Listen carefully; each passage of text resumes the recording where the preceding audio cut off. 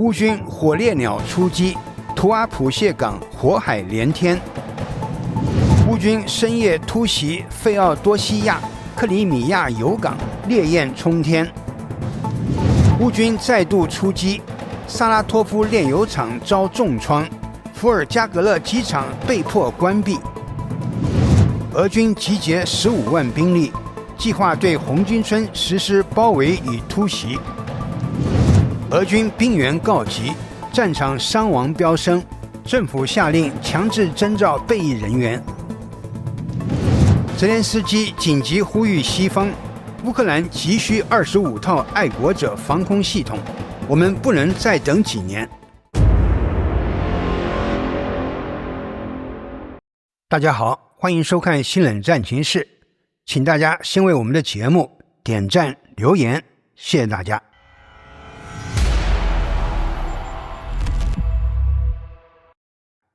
黑海再起战火，乌克兰军方在对俄罗斯图阿普谢港的最新一次袭击中，被曝首次大规模使用国产火烈鸟巡航导弹，而与此同时，克里米亚的油库设施在短短1个月内已遭到3次打击，俄军的南线后勤系统正面临持续的高压冲击。据 RBC 新闻报道，乌军在11月10日夜的黑海突袭中，采用了无人机加导弹协同的复合打击模式。行动伊始，无人机群率先掠过图阿普谢港上空，吸引俄军防空系统的大部分火力。当俄方防空陷入应对混乱时，紧随其后的火烈鸟巡航导弹如流星般划破夜空，精准命中目标区。从流出的最新现场画面来看，港口区域爆发出数个耀眼火球，随后升起巨大蘑菇状烟云，燃烧的烈焰映红了整片海湾，火光甚至在数公里外仍可见到。分析人士指出，从爆炸规模与火势蔓延情况判断，图阿普谢港的基础设施受损严重，恐难以在短期内恢复。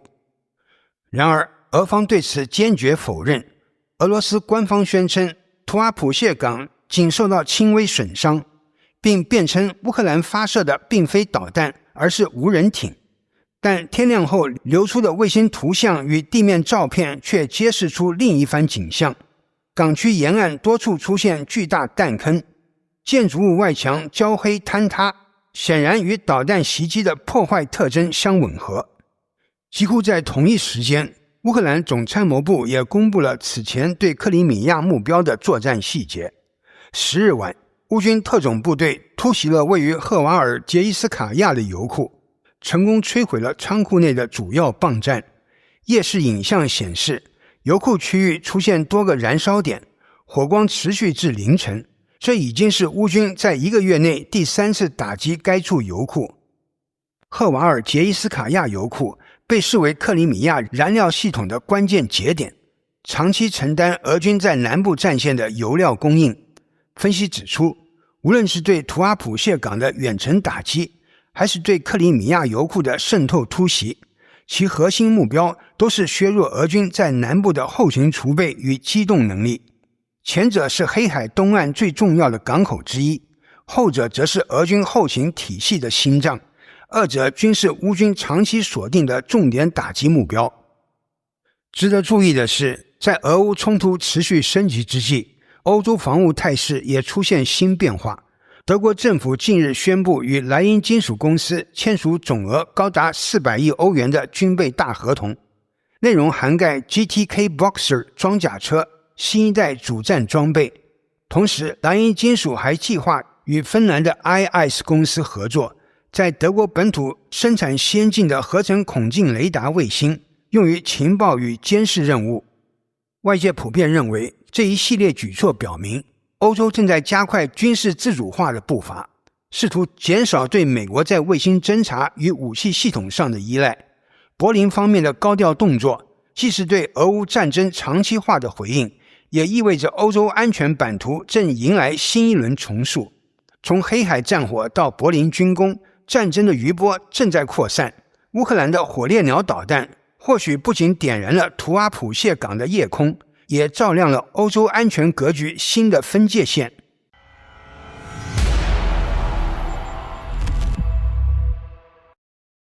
3道刺眼的白色尾焰划破克里米亚夜空，紧随其后的是震耳欲聋的爆炸声与冲天的烈焰。费奥多西亚石油码头在一夜之间化为火海，持续不断的爆燃让俄军在克里米亚的后勤防线被撕开了一个致命裂口。这座被称作俄军南线燃料心脏的关键设施彻底瘫痪，令克里米亚陷入前所未有的燃油危机，战局的天平也正悄然向乌军倾斜。从当地居民拍摄的视频来看，数枚导弹精准命中油港区域，多个巨型储油罐接连爆炸，滚滚的黑烟在数十公里外依然清晰可见，腾起的火焰高达100米。尽管俄罗斯官方第一时间宣称防空系统拦截了大部分目标，但随后便迅速关闭了克里米亚大桥的铁路运输，并下令民用加油站限购燃油。这些急切而矛盾的动作无疑暴露出事件的严重性。军事分析人士指出，这场袭击绝非偶然，而是乌军精心策划、精准执行的火浪战法经典案例。其战术逻辑堪称教科书式，先由低成本无人机群轮番袭扰，既消耗俄军防空弹药，又利用雷达反射信号摸清敌方防空布局。待防空系统疲于应对，出现漏洞时，再由火烈鸟导弹发起致命一击，直击储油罐核心区，实现一击瘫痪的战略效果。费奥多西亚油港的重要性不言而喻，它储油能力高达25万吨，是克里米亚地区 80% 燃油转运的枢纽。这里不仅为黑海舰队舰艇提供燃料，更承担着赫尔松、扎波罗热方向俄军前线的主要补给任务。乌克兰能源与安全中心总裁米哈伊洛·贡恰尔指出，爆炸中持续燃烧的储油罐已发生严重热变形，完全丧失修复价值，相当于直接掐断了俄军南线作战的油箱。更致命的是，俄军的备用补给通道几乎已形同虚设。原本负责跨克什海峡运输燃料的3艘关键渡轮，先锋号在5月遭袭后仍在修复，斯拉夫号7月受损滞留亚速海，而8月被海王星导弹击沉的康罗贸易号更让整条渡轮运输线彻底瘫痪。克里米亚大桥的铁路段此前多次遭袭破坏，俄军担心燃油列车成为下一个目标，一直不敢恢复运作。如今油港被毁，克里米亚的燃油供应几乎陷入断流状态，补给线已近崩溃。危机的影响迅速蔓延至民间。克里米亚的风向电报频道显示，爆炸消息传出后，当地居民连夜挤向加油站，许多站点当晚便燃油售罄。频道管理员提醒民众提前储备过冬燃料，因为俄军可能会优先保障军用需求，民用燃油供应势必更加紧张。英国国防部最新情报也印证了这一点，俄军后勤系统正经历重大且持续的中断，被迫考虑重新启用克里米亚大桥运输燃油，而这无疑将使其防御体系暴露在新的风险之下。从更宏观的战略角度看，费奥多西亚油港的爆炸是乌军后勤绞杀战中的关键一环。过去数月，乌军已多次打击俄境内油化设施与克里米亚能源节点，逐步形成从生产到运输再到储存的全链条破坏格局。随着冬季降临，燃油短缺不仅将削弱俄军的机动作战能力，还可能影响克里米亚的供暖与电力系统，进一步动摇俄方在该地区的控制根基。目前，俄军紧急调集 S-400 防空系统增援克里米亚，并从本土调运燃油罐车，以求缓解燃料荒。然而，在乌军不断发动无人机与远程导弹袭击的高压态势下，这些措施能否真正奏效，仍充满未知数。可以肯定的是，这场围烧燃料命脉的较量已经成为南线战场走势的关键变数，而费奥多西亚的熊熊火光或许正预示着克里米亚局势的新拐点。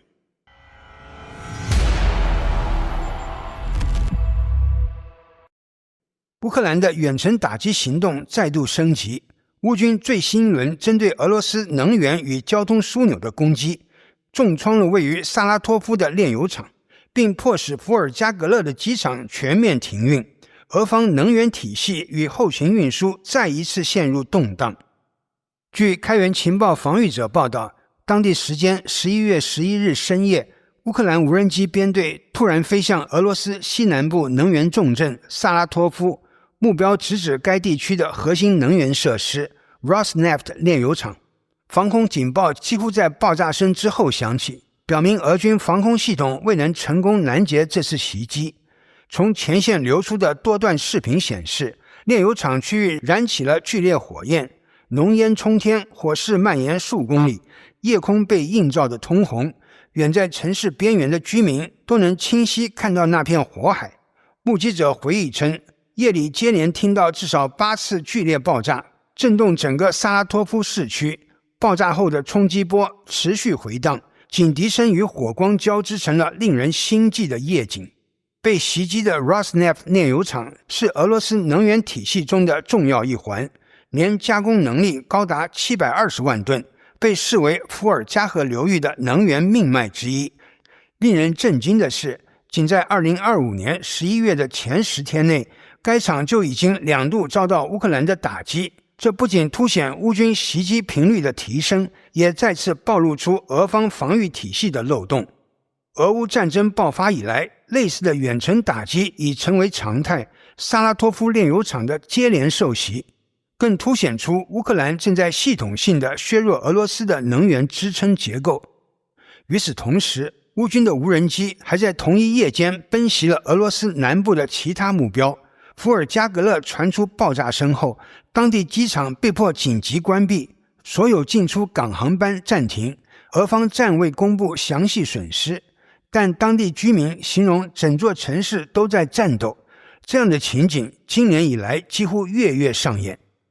在新库比雪夫斯克地区，居民也报告听到多次巨响，并看到疑似无人机的踪迹。该地区的炼油厂年产量甚至高于萨拉托夫，其安全状况同样引发外界关注。虽然俄方尚未确认损毁情况，但社交媒体上传出的画面显示，该地空域一度实施临时封锁。与此同时，罗斯托夫州的利霍夫斯卡火车站也成为目标之一。夜间拍摄的画面中，铁轨附近爆发出明亮的火球，疑似被远程弹药击中。火车站区域随后陷入一片混乱，铁路运输短暂中断。乌克兰的打击范围已从单纯的能源设施扩展至铁路、变电站与运输枢纽。军事分析人士指出，这种多点打击的策略正在显著削弱俄军的前线攻击能力，扰乱其燃料与补给运输，为乌军争取喘息与反攻的空间。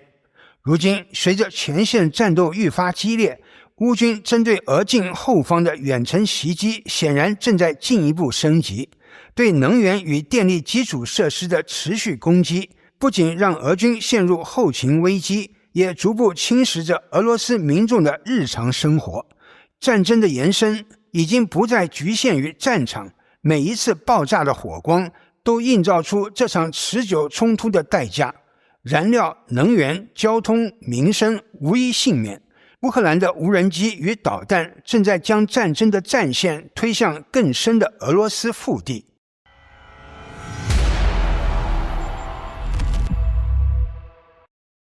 俄罗斯正不断向红军村方向增兵，当前已在该区域部署约15万兵力，试图对乌克兰部队形成合围。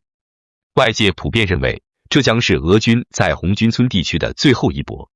据 Nextday 新闻报道，乌克兰总司令瑟尔斯基指出，莫斯科正筹备在顿涅茨克地区发动一场决定性攻势。这场行动的核心目标正是焦点战区红军村。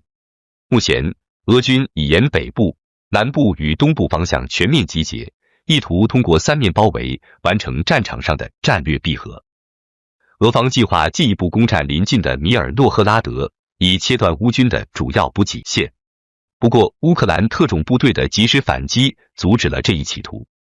瑟尔斯基在接受采访时强调，这次攻势很可能是俄军在红军村的最后尝试，因为他们已经在这里投入了过多的兵力与资源。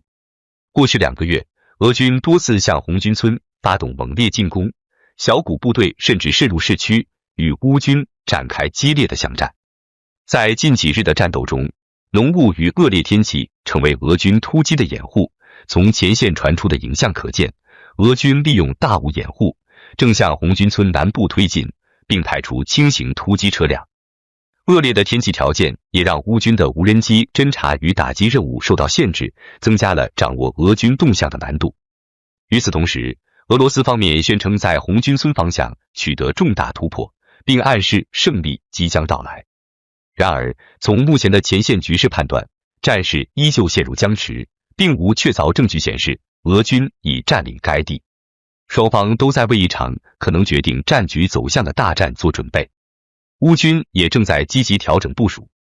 据乌克兰总参谋部发言人安德烈·科瓦洛夫透露，他们已完成米尔诺赫拉德方向的部队轮换，并组织了对受伤士兵的撤离工作。与此同时，该地区的物资与弹药补给也已恢复正常。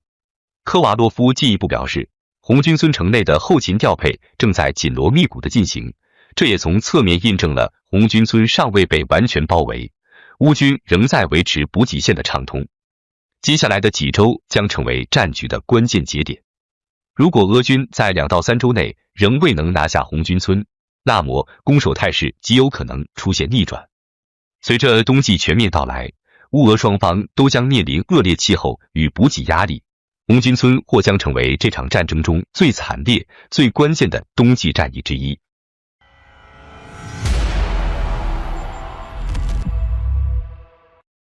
俄罗斯对乌克兰的全面入侵已持续1356天，战火仍在乌东地区猛烈燃烧。根据最新统计，双方死伤总数已超过115万3180人。而在持续的拉锯战中，俄乌两国不仅在前线血战，也在后方发动对彼此能源与基础设施的系统性破坏。然而，俄罗斯战线的最大隐患正在暴露，人力严重短缺。据美国智库战争研究所 ISW 最新报告，克里姆林宫已开始强制征召部分预备役人员，名义上是用于守卫油库、电厂等关键设施，但外界普遍认为这些部队极有可能最终被投入乌克兰前线。战争研究所指出，俄罗斯总统弗拉基米尔·普京于本月5日签署了一项新法律，授权在全国范围内训练预备役人员，以保护俄罗斯境内的重要基础设施。此后，俄罗斯各地陆续开始组建所谓的基础设施防卫部队，以此名义启动征召工作。俄媒《生意人报》Kommersant 的调查显示，一些联邦主体甚至在该法正式生效前就已提前启动了预备役组建工作。计划显示，俄罗斯准备在与乌克兰接壤的地区部署这些人员，任务包括打击乌克兰破坏与侦察组织、疏散民众及支援反恐行动。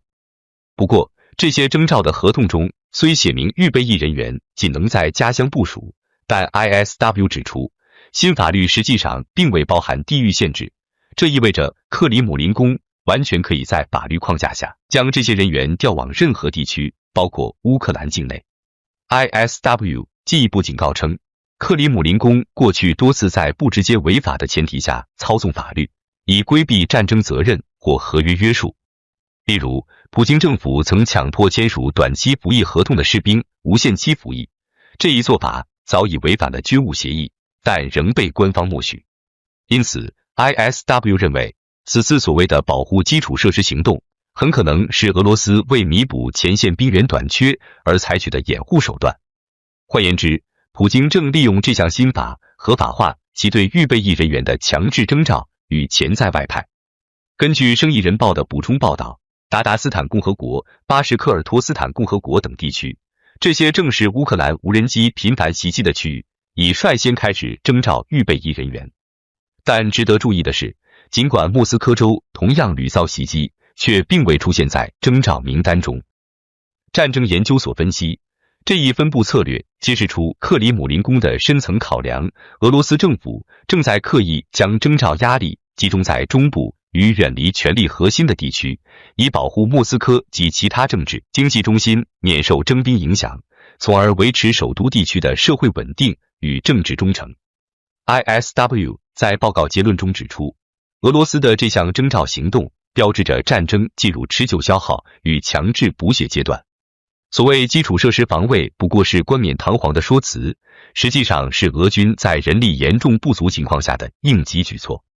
随着乌克兰持续打击俄方油库、电厂与交通枢纽，俄军被迫在前线与后方两线作战。这场旷日持久的战争正在把俄罗斯的兵源、资源与社会承受力推向新的极限。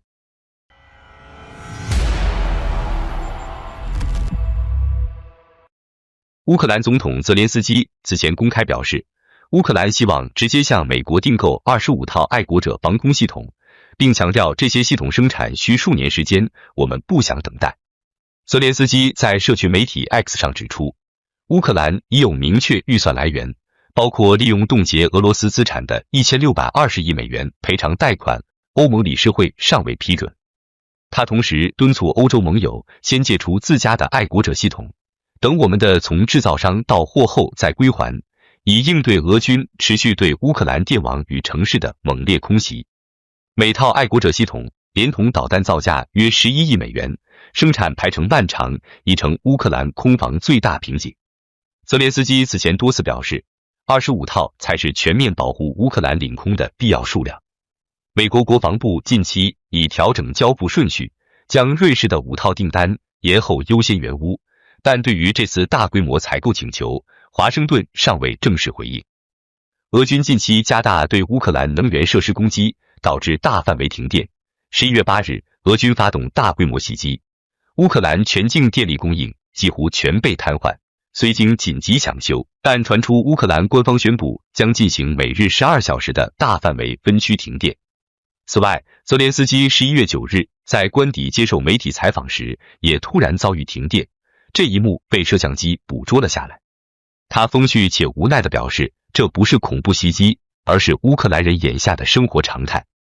基辅11月10日发布的视频显示，乌克兰总统泽连斯基周日正在官邸接受卫报记者采访时，大厅突然断电，工作人员立刻启动了备用发电机，电力即刻恢复。不过，这一幕还是让在场记者错愕不已。基辅当天实施了循环停电的全天限电措施。严冬将至，乌克兰空防压力剧增，泽连斯基此举显露强烈急迫感。好的，感谢您一口气看到最后了，这是对我们最大的鼓励和支持。要看最全面、最及时准确的战场热点报道更新，就请每日锁定新冷战情势。如果您喜欢我们的节目，也请您点赞、留言、订阅，把视频分享出去，让更多的人看到这个节目。想要赞助我们的朋友，可以打开超级感谢打赏赞助，帮助我们能持续做出更多好节目。谢谢大家。